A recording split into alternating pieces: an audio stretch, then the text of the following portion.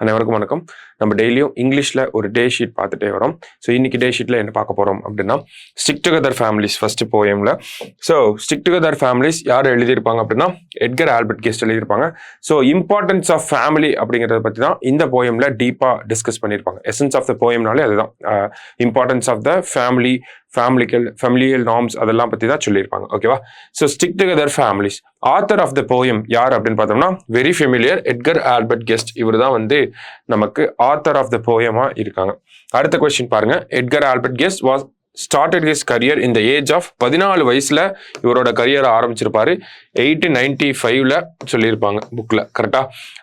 Detroit free பிரஸ்ல வந்து இவரோட works வந்து அப்பியர் ஆயிருக்கும் அப்படின்னு சொல்லி. ஓகே. ஸோ அடுத்த கொஸ்டினே அதான். Where did Edgar's work appear in அப்படின்னு கேட்டிருக்காங்க. ஸோ எங்க அப்பியர் ஆயிருக்கும் அப்படின்னு பார்த்தோம்னா, டெட்ராய்ட் ஃப்ரீ பிரஸ்ல அப்பியர் ஆயிருக்கும். ஓகேவா? ஸோ எட்கர் ஆல்பர்ட் கெஸ்ட்டை என்னவா ஆக்கியிருப்பாங்க அப்படின்னா, இவர் வந்து பீப்புள்ஸ் போயட் அப்படின்னு சொல்லுவாங்க. கரெக்டா? பீப்புள்ஸ் போயட் அப்படின்னு சொல்லுவாங்க.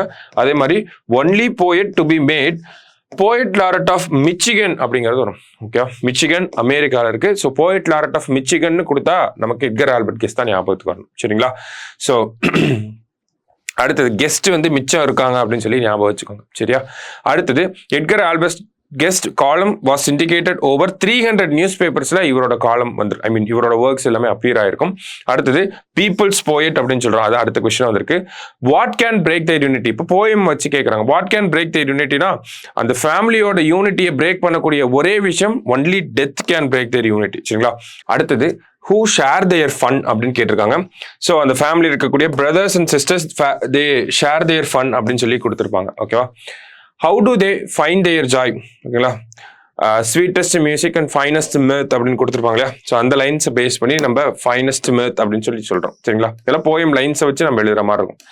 அடுத்தது what does the poet mean by stick together family அப்படின்னா, ஒரு ஜாயிண்ட் ஃபேமிலி தான் இந்த இடத்துல சொல்ல வராங்க இல்லையா?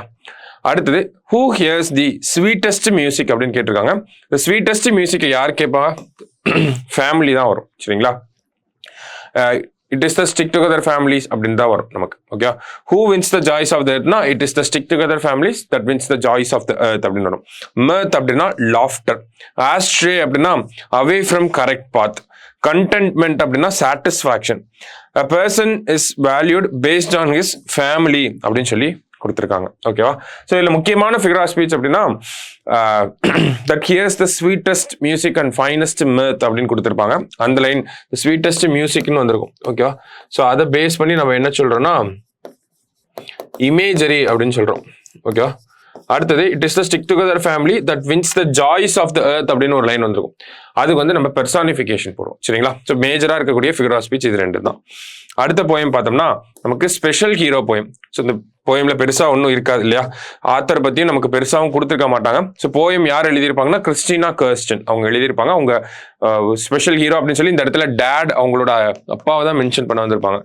ஸோ அந்த போயமோட முக்கியமான விஷயம் அவங்க அப்பாவை பற்றி ப்ரைஸ் பண்ணி சொல்லியிருப்பாங்க.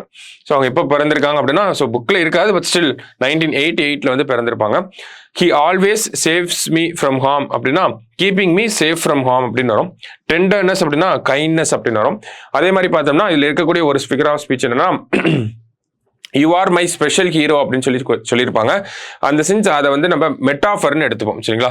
ஸ்பெஷல் ஹீரோ அப்படின்னு வந்துச்சுன்னா அதை நம்ம மெட்டாஃபர்னு எடுத்துப்போம். அவங்க டேடை வந்து ஒரு ஸ்பெஷல் ஹீரோவோட கம்பேர் பண்ணியிருக்காங்க அப்படிங்கிறது தான். சரிங்களா? ஸோ மேஜராக அந்த போயம் ஒன்றும் இருக்காது, ரொம்ப குட்டியான போயம் இருக்கு இல்லையா? ஸோ அடுத்த போயம் போவோம்.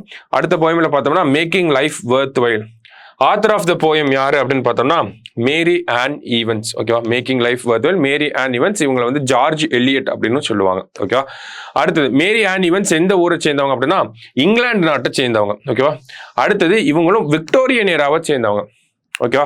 இதுக்கு முன்னாடி நம்ம யாரை பார்த்தோம்னா, கரோலின் பவுல்ஸ் பார்த்துருந்தோம். அவங்களும் வந்து விக்டோரியன் ஏரா வச்சிருந்தாங்க. Some of the best works during the Victorian ஏராவை ப்ரொடியூஸ் பண்ணது யாருன்னா, கரோலின் அண்ட் பவுல்ஸ் அப்படின்னு சொல்லி. அடுத்ததா விக்டோரியன் ஏராவில் பார்க்கக்கூடிய செகண்ட் ஆத்தர் யார் அப்படின்னு பார்த்தோம்னா, நமக்கு மேரி ஆன் ஈவன்ஸ். இதுக்கப்புறம் இன்னொருத்தர் வருவார், வில்லியம் மேக்பீஸ் தாக்கரே. இவங்க 3 பேர் தான் விக்டோரியன் ஏராவை சேர்ந்தவங்க. சரியா? அடுத்தது number of novel the author wrote. மொத்தமாக ஒரு 7 நாவல்ஸ் வந்து இவங்க எழுதியிருப்பாங்க. அடுத்தது குவாலிட்டிஸ் மென்ஷன்டு ஹியர் அப்படின்னு பார்த்தோம்னா, grace, a kind thought, hope, courage, for the thickenings ills of life அப்படின்னு சொல்லி நமக்கு போயம் லைன்ஸ்லேருந்து எடுத்து எழுதுற மாதிரி இருக்கும். ஓகேவா? அடுத்தது கிரேஸ்னா எலகன்ஸ் ஆர் சாம் அப்படின்னு சொல்றோம். ஸோ இந்த கிளாசரியை நம்ம நல்லா பார்த்துக்கணும். சரிங்களா? அடுத்ததா பாருங்க, what should we learn from every soul அப்படின்னு கேட்டிருக்காங்க. ஒவ்வொரு be the slightest contact get there from good அப்படின்னு சொல்லி கொடுத்துருப்பாங்க இல்லையா? அப்போ ஒவ்வொருத்தருக்கிட்டையும் நல்ல விஷயங்களை நம்ம எடுத்துக்கணும் அப்படிங்கிறதா இந்த போயம். அடுத்தது what should we make the life worth well.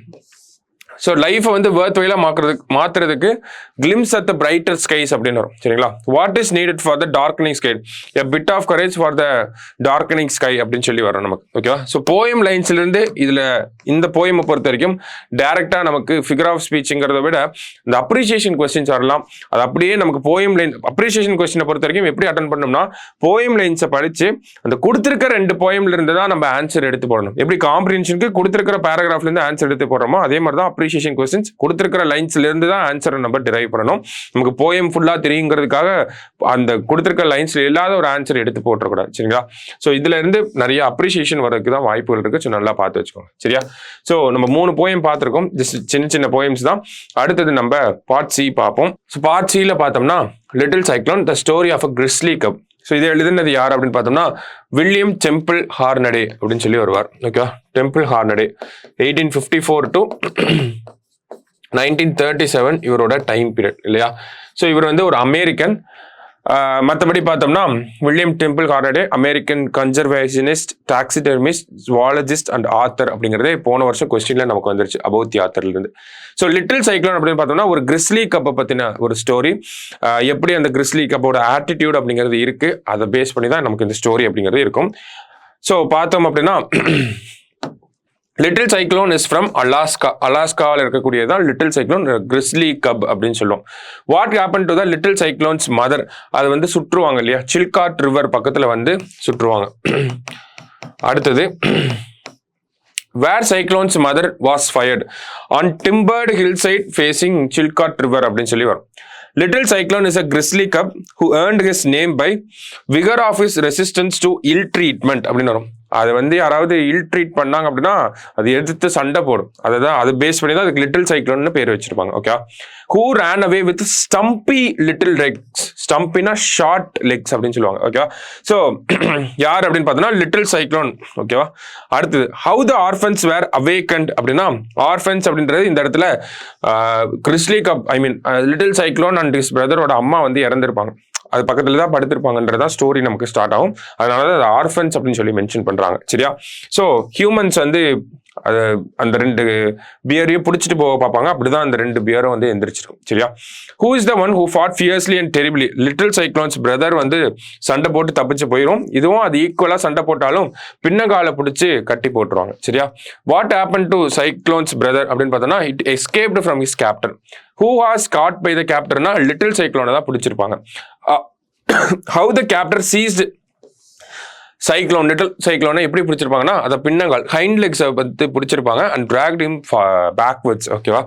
அடுத்தது ஹூ இஸ் லெஸ் இன்டெலிஜென்ட் அப்படின்னு பார்த்தோம்னா இது முக்கியமான ஒரு விஷயம். இந்த ஸ்டோரியை வச்சு பார்க்குறப்ப ஹியூமன் பீயிங்ஸ் தான் வந்து 2 லெக்டு அனிமல்ஸாக இருக்கக்கூடிய ஹியூமன் பீயிங்ஸ் தான் வந்து லெஸ் இன்டெலிஜென்ட்டாக இருக்கும் அப்படின்னு சொல்லியிருப்பாங்க. லிட்டில் சைக்ளோனை யார் ரெஸ்கியூ பண்ணியிருப்பாங்க அப்படின்னா ஜுவாலஜிக்கல் சொசைட்டியோட ஃபீல்டு ஏஜென்ட் வந்து ரெஸ்கியூ பண்ணியிருப்பார். அடுத்தது what is the zoological society field agent do to the little cyclone.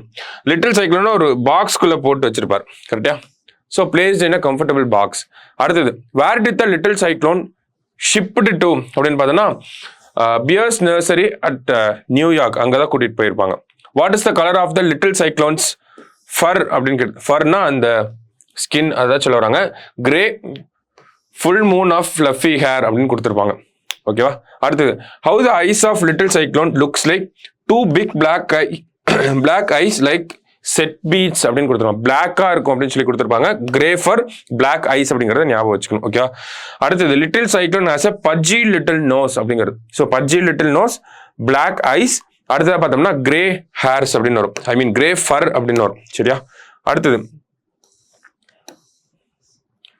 Whose class R formidable அப்படின்னு பார்த்தோம்னா லிட்டில் சைக்ளோனோட கிளாஸ் தான் வந்து ஃபர்மிடபிளா இருந்திருக்கும். ஓகே? அடுத்தது பியர்ஸ் நர்சரி எங்க இருக்கு அப்படின்னு பார்த்தோம்னா நமக்கு நியூயார்க் ஜுவாலஜிக்கல் பார்க்ல இருக்கு. பியர்ஸ் நர்சரியில என்னெல்லாம் இருக்கும் அப்படின்னு பார்த்தோம்னா பியர்ஸை வந்து கன்சர்வ் பண்ணுவாங்க அந்த இடத்துல. அப்போ அதுக்கு ஏற்ற மாதிரி ஒரு ஷேடு ட்ரீ இருக்கும், கிளைம் பண்றதுக்கு ஒரு tree, shade tree, tree to climb. அடுத்தது ஸ்விம்மிங் பூல்.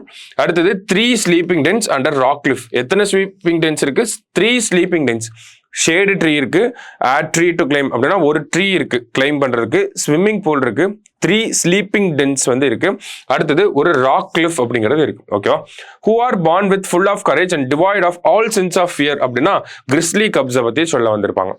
அடுத்தது who is saucy and good natured European brown bear cub அப்படின்னு பார்த்தோம்னா லிட்டில் சீசர். லிட்டில் சீசர் தான் யூரோப்பியன் பிரவுன் கலர். ஓகேவா? யூரோப்பியனும் தெரியணும், பிரவுன் கலரும் தெரியணும். ஓகேவா? who aimed sample blow at cyclones left ear அப்படின்னா லிட்டில் சீசார் தான் வந்து அடிச்சு பார்த்துருக்கும். சரியா? அடுத்தது twice the size of cyclone யார் அப்படின்னு பார்த்தோம்னா பிளாக் பியர் கப் வந்து சைக்ளோனோட 2 மடங்கு பெருசா இருக்கும், இருந்தாலும் லிட்டில் சைக்ளோன் கிட்ட தோத்துரும் சண்டையில. அடுத்தது William Temple Hornaday was an American zoologist, conservationist, taxidermist and author. Okay, so இது வந்து போன வருஷம் கேட்ட கொஸ்டின். அடுத்தது period of William Temple Hornaday 1854 இருந்து 1937 வரைக்கும் இருந்திருப்பார். அடுத்ததா பார்த்தோம்னா இக்னோமினியஸ்லி அப்படின்னா ஷேம்ஃபுல்லி அப்படின்னு வரும். ஸோ இதை பொறுத்த வரைக்கும் பார்த்தோம்னா நமக்கு பிளாக் பியர் கப் வந்து ஷேம்ஃபுல்லாக போய் மேலே உட்காந்துருக்கும் அப்படின்னு சொல்லியிருப்பாங்க. ஸோ இக்னோமினியஸ்லி அப்படின்னா ஷேம்ஃபுல்லி அப்படின்னு வரும். ஃபர்மிடபிள் அப்படின்னா டேஞ்சரஸ் அப்படிங்கிறது மீனிங். சரிங்களா? ஸோ இந்த லெசனை பொறுத்த வரைக்கும் லைன் பை லைன் நம்ம படிக்கணும். ஸோ நிறையா சின்ன சின்ன டீட்டெயில்ஸ் வந்து அதிகமாக இருக்கும். அண்ட் தென் இந்த லெசனுக்கு பின்னாடி டூ யூ நோ கொடுத்துருப்பாங்க. அதில் டெடி பியர் அப்படிங்கிற அந்த நேம் வர்றதுக்கு என்ன ரீசன் அப்படின்னு சொல்லி ரூஸ்வெல்ட்டோட ரிலேட் பண்ணி கொடுத்துருப்பாங்க. ஸோ அதெல்லாம் கொஞ்சம் நல்லா பார்த்து வச்சுக்கோங்க.